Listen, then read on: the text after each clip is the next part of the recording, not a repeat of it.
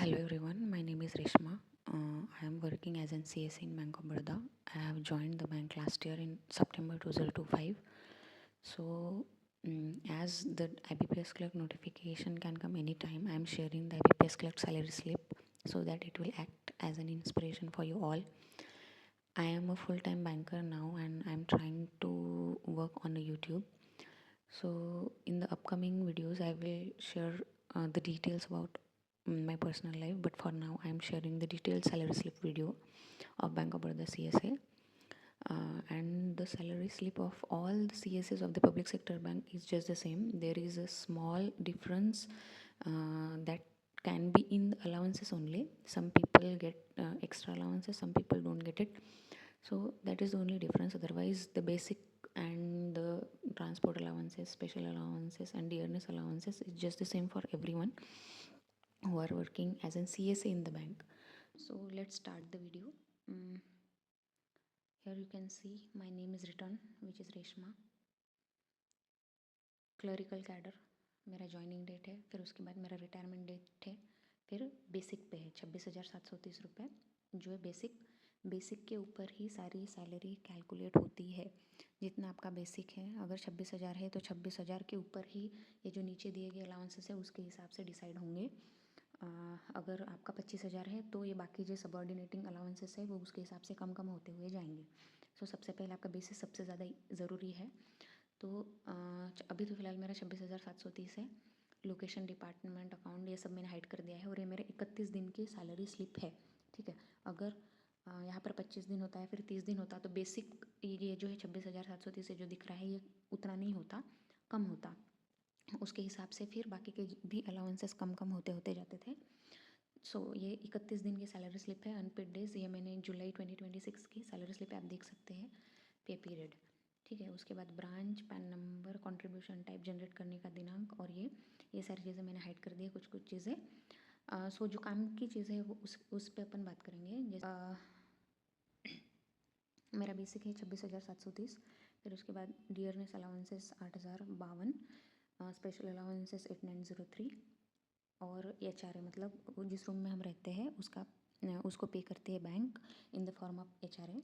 सो अगर आपका room rent मानो 3,000 है या फिर 5,000 या फिर 10,000 है, और अगर आपको मेरे को समझो 3,000 मिल रहा है और मेरा रूम रेंट अगर 5,000 है, तो हमारे बैंक एक्स्ट्रा जो ऊपर का है वो प्रोवाइड नहीं करती है। लेकिन कोई बैंक होती है जो मतलब एक्स्ट्रा मनी जो ऊपर का है, कोई ग्रामीण बैंक में अभी दे रहे हैं, मतलब HR डिपार्टमेंट को रिक्वेस्ट करनी पड़ती है, आपका जो भी एक्स्ट्रा आप पे कर रहे हो एज एन रूम रेंट वो आपको देते हैं। लेकिन हमारे बैंक में जितना सैलरी में आ रहा है उतना ही CSA लोगों को मिलता है। ऑफिसर लोगों को 11,000 12,000 रुपये फ्लैट का जो भी रेंट है वो मिल जाएगा। उसके बाद स्पेशल पे मेरे को 4,600 है, क्योंकि मैं अपने ब्रांच में हेड कैशियर हूँ। जो मेरे साथ CSA ज्वाइन किए हैं वो मतलब हेड कैशियर नहीं है, जिसकी वजह से उनको 1,920 रुपये मिलते हैं। मैं अपने ब्रांच में हेड कैशियर हूँ, जिसकी वजह से मेरे को 4,600 मिल रहा है, क्योंकि की हैंडलिंग चार्जेस भी मतलब वो जो रिस्क मैनेजमेंट के लिए अपन करते हैं वो मिलता है। उसके बाद ट्रांसपोर्ट अलाउंसेस मिलता है 1068, ये सभी का सेम है। सिर्फ और सिर्फ मेरे साथ जो लोगों ने ज्वाइन किया है और मैंने ज्वाइन किया है उन लोगों को 1920 रुपीज़ मिल रहा है और मेरे को 4,600 मिल रहा है, बस इतना सा डिफरेंस है। तो ये हो गया बेसिक जितना है उसके हिसाब से आपका DA ये सारी चीज़ें कैलकुलेट होंगी, मैंने बता दिया है।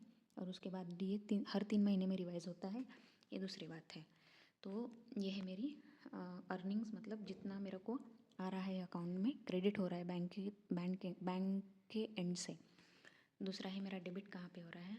जैसे कि मैंने एक यूनियन ज्वाइन करके रखी हुई है, तो 62 रुपीज़ हर महीना हर सैलरी से कटता है और NPS में 3938 रुपीज़ NPS में जा रहा है।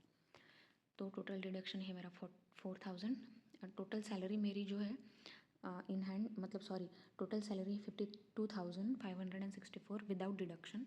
आफ्टर डिडक्टिंग 48,564 48,564 रुपये ये मेरे अकाउंट में क्रेडिट होने वाली सैलरी है। ठीक है, इसी के साथ साथ कुछ अलाउंसेस हम लोगों को मिलते हैं, जैसे कि रिफ्रेशमेंट मिलता है, वो मैं दूसरे वीडियो में आपको बताऊंगी, मतलब नेक्स्ट क्लिप में आप लोगों को दिखाऊंगी। सो ये मेरी इन हैंड है, लेकिन अलाउंसेस मिल करके पूरा इन हैंड जो जाता है सैलरी वो 50,500 रुपये तक के जाता है टोटल। इतना क्रेडिट हो रहा है अकाउंट में फिर उसके बाद एडिशनल कुछ कुछ चीज़ें मिलती है in the form of allowances, वो मैं आप लोगों को बताती हूँ। सो सो ये है आपके एडिशनल अलाउंसेस, मतलब जो भी आप लोगों को अपने सैलरी के सैलरी तो मिलती है, लेकिन सैलरी के साथ साथ जो भी अलाउंसेस आप लोगों को मिलते हैं, ये है उसकी लिस्ट। तो मैंने एक क्रेडिट पोर्शन में और एक डेबिट पोर्शन में से 2 पोर्शंस में इस को डिवाइड किया हुआ है। तो मतलब ये जो अलाउंसेस है वो बैंक टू बैंक डिफ़र करते हैं। मैं बैंक ऑफ बड़ौदा की बात कर रही हूँ अभी फ़िलहाल। सो एनुअल आई चेकअप के लिए आपको मिलते हैं 500 रुपीज़। तो ये हम लोग एंट्री करते हैं, ब्रांच मैनेजर वेरीफाई करता है, तब चल कर के आपके अकाउंट में क्रेडिट होता है। कन्वीनियंस एंड पेट्रोल ये 500 मिलता है जिनकी गाड़ी या फिर जिनका टू व्हीलर एचआर कनेक्ट में रजिस्टर्ड नहीं है, इन लोगों को 500 मिलता है। बाकी जिन लोगों के पास व्हीकल है उन लोगों को 20 लीटर पेट्रोल मिलता है, मतलब 2000 रुपीज़ अप्रोक्सीमेट उन लोगों को मिलते हैं। अभी मेरे पास गाड़ी नहीं है तो मैं ये 500 ही ले रही हूँ। आगे चल करके जब मेरे पास गाड़ी आ जाएगी मैं एचआर कनेक्ट में अपलोड करूँगी, अपडेट करूँगी इसी नंबर सॉरी उसका जो भी डिटेल्स है, तो उसके हिसाब से मेरे को मिल जाएगी। फिर कुकिंग फ्यूल बेनिफिट से 6000 मिलता है पर ईयर। तो ये क्रेडिट हो चुका है for the financial year 26-27 in my account. उसके बाद employee appreciation gesture special type of allowances होता है, जैसे कि दिवाली में बोनस ये हम लोगों को आया था 2000। उसके बाद अभी बैंक ऑफ बड़ौदा का 119th एनिवर्सरी था, तो तब भी 2500 आया था हम लोगों को। तो ये अप्रिशिएट जब करता है बीओबी अपने एम्प्लॉयज़ को, तब चल करके ये ऐसे अलाउंसेस वो देता है। उसके बाद एनुअल मेडिकल अलाउंसेस ये 2830, ये सभी बैंकों को सेम ही होता है, ठीक है। बाकी अब एम्प्लॉय अप्रिसिएशन गेस्चर सभी बैंक टू बैंक डिफ़र करता है कि बैंक अपने एम्प्लॉयज़ को कितना देता है या फिर क्या देता है उसके हिसाब से। बाकी ये मेडिकल एक्सपेंसेस तो सभी कुछ सेम होता है। शायद आने वाली वीडियोज़ में अदर बैंक की भी सैलरी स्लिप में CSS की अपलोड करूँगी, तब आप देख लीजिएगा। उसके बाद न्यूज़पेपर एंड पीरियोडिकल्स, मतलब हम लोगों को एनुअल मिलता है, कोई लोगों को मंथली मिलता है, कोई लोगों को क्वार्टरली मिलता है। हम लोगों को 2500 एक बार मिल जाता है for the complete financial year. और उसके बाद रिफ़्रेशमेंट ये बीओबी में ही मिलता है रिफ़्रेशमेंट। बाकी मैंने अदर बैंकों के सीएससी लोगों को मतलब कांटेक्ट किया तो उन लोगों को रिफ़्रेशमेंट ऐसा वगैरह कोई चीज़ नहीं मिलती है। उन लोगों को लंच मंथली लंच या फिर बर्थडे के लिए रिफ़्रेशमेंट ऐसा उन लोगों को मिलता है। लेकिन हम लोगों को 1250 हर मंथ आता है, हर महीने एज एन रिफ़्रेशमेंट। वो हम लोगों को सैलरी स्लिप में नहीं, एक सीबीडीसी करके ऐप है उसमें क्रेडिट होता है।